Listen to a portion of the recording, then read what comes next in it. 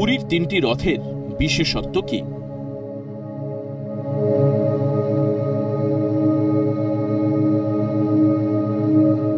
জগন্নাথ দেবের রথযাত্রা পুরীর অন্যতম গুরুত্বপূর্ণ একটি উৎসব, যা প্রতি বছর অনুষ্ঠিত হয়।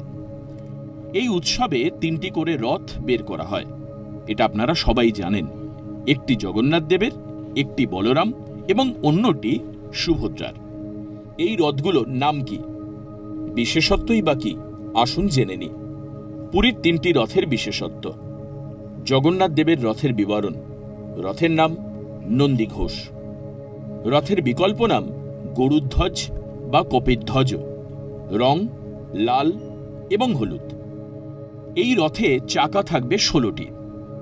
উচ্চতা হবে প্রায় 44 ফুট 2 ইঞ্চি। দৈর্ঘ্য এবং প্রস্থ কিরকম হবে আসুন জেনে নিই।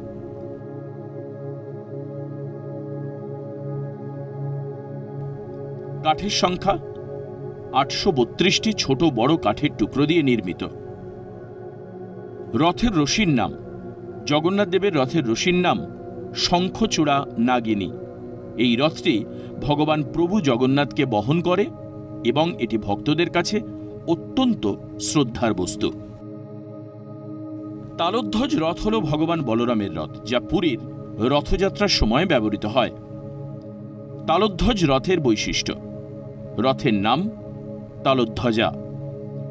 রথের বিকল্প নাম লাঙল ধ্বজা।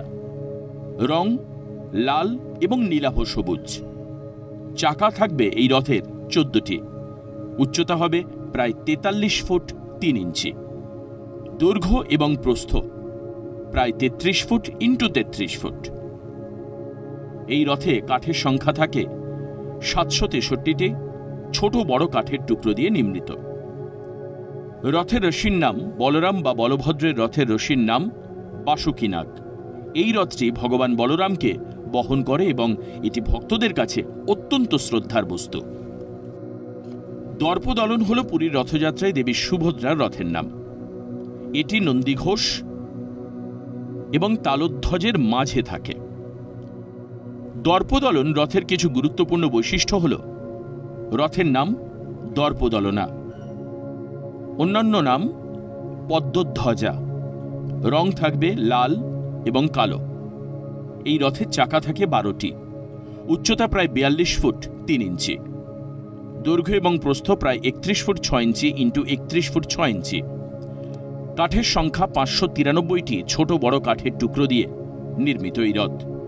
রথের রশির নাম, সুভদ্রার রথের রশির নাম স্বর্ণচূড়া নাগিনী। সারথী স্বয়ং অর্জুন সুভদ্রাকে বহন করেন এবং এটিও ভক্তদের কাছে অত্যন্ত শ্রদ্ধার বস্তু। রথযাত্রা উৎসবের সময় দর্পদলন রথটি জগন্নাথ এবং বলরামের রথের সাথে পুরীর রাস্তায় যাত্রা করে।